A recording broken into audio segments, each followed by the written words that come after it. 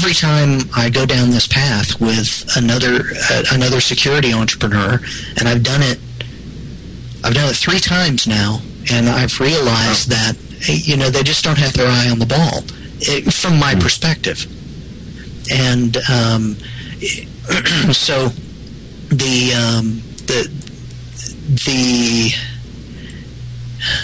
part of this is kind of systemic. My analysis of the patrol guard situation is that the way that this is sold, it encourages the market to be very cost driven as opposed to value proposition driven. It's just the structure of the market, and the way to get over that is by implementing an insurance element. That is, if what you do you're on the hook for, then there's a total value proposition there that's missing from the current business model. And I think that the reason that nobody is going into this is because it's complicated. You have to have actuaries, you have to have good patrol people, you have to have investigators, then you have to have on the side mediators and arbitrators that you can hire to resolve disputes between your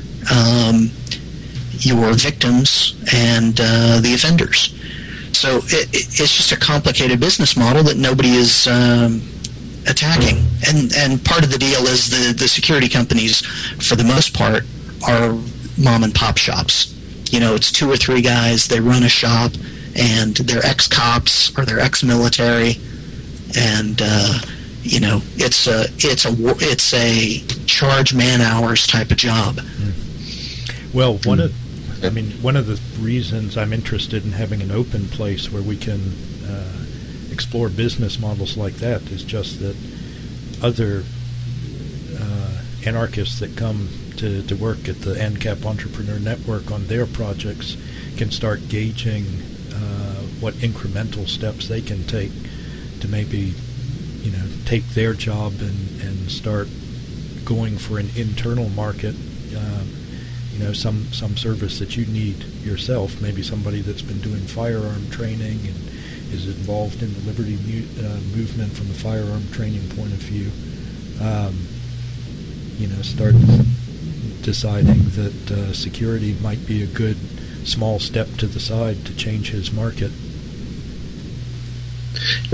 Something that I actually wanted to ask you there is that in your historical analysis of the problem, why hasn't the private security subscription patrol restitution kind of model broken out spontaneously in the past? Why doesn't anarchy exist now?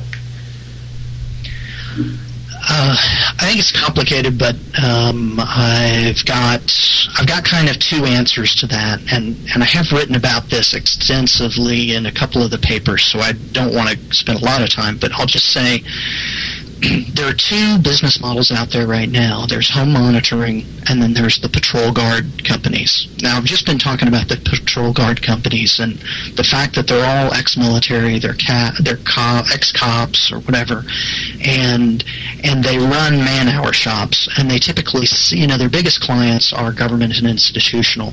So they'll sell to a corporation a huge block of business in terms of labor, and they use that same business model when they go after like a homeowners association or something, and they sell a big block of, okay, we're going to patrol this whole neighborhood. And then you kind of get into the economics of agency theory. The thing is that the people that the patrol people are working for is the 2 or 3 guys in the homeowners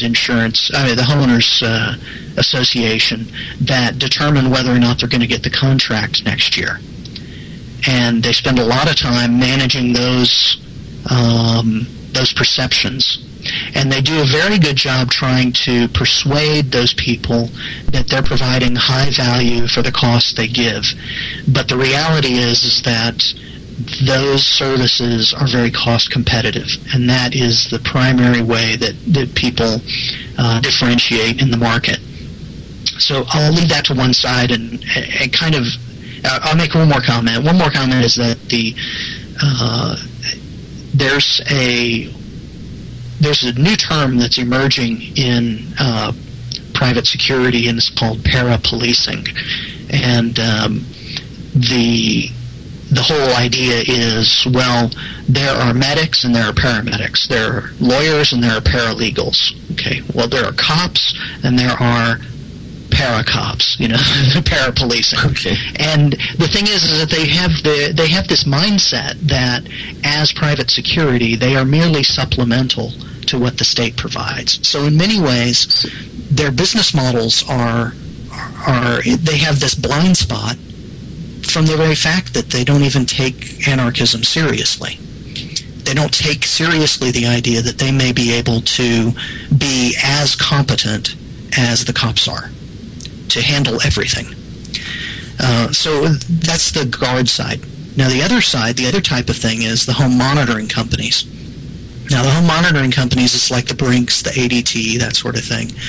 Their value proposition is, again, they also have as the largest part of their business large institutional clients, including governmental institutions, where there's a large campus. And their value proposition, basically they kind of compete with the Guard and Patrol people, is they come in and they deploy technology to reduce labor costs. So they come in, they put in, various lasers and cameras and locks and all sorts of different things. And so it's deploying technology to minimize the amount of labor they have to spend on patrol for a large campus. And that's like 85% of what they do. And then what they do is they deploy that technology into the homeowner sphere, and they capture that as an additional revenue stream. The problem is that it doesn't make as much sense there, but it still works, in a marginal way. And if you look at the composition of the board of directors of some place like ADT, you'll see they're all from technology firms. They're all like former Micro Center, or they came up through Tyco, or it's all technology guys. So the home monitoring people don't even think about labor. The whole point of their business model is to get rid of labor. So they're not going to bring in patrol.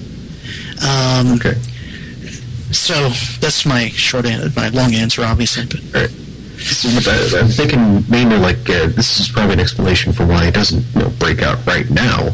But I think maybe the explanation would be for other situations, like the collapse of a state, for example, like the fall of past states, like the fall of the Soviet Union, or the fall of monarchist France, or even the American Revolution. Right. So I have an answer. Ideological deficit.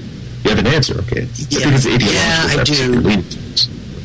Yeah, it is. Well, it's ideological and it's institutional, and this is going to be the subject of the book that I'm writing this year. But basically, I'm taking what I've learned about security and defense, and I'm trying to write something along the lines of Murray Rothbard's "What has government done to our money?" but for security. What has done to our security? Yeah, so basically, I want to build up from. Yeah, just kind of build up from the bottom. What does a free market in security and adjudication look like? And as much as the work of, the Tannehills and Bruce Benson and all these guys have been great, they really have not come up and said, okay, here is a 100 or 200 page description of what a free market really looks like. What are all the firms? How do they interact? And then the other part of this is that we know there are all these interventions, and we know the fact of the matter is that as interventions to a market take place, they kind of invite further interventions. And there's a pretty obvious set of interventions that take place, and they take place in kind of an obvious order. So if you monopolize the adjudication to a particular court, that is, you force people to a jurisdiction, then it starts to invite additional malum prohibitum legislation as opposed to into the body of law.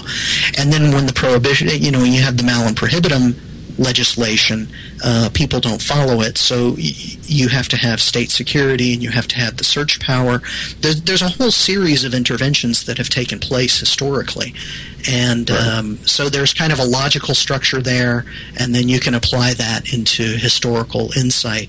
So I think that's all I can really say in a short time. But I think there's an answer there. It's just it's complicated, and we haven't figured it out.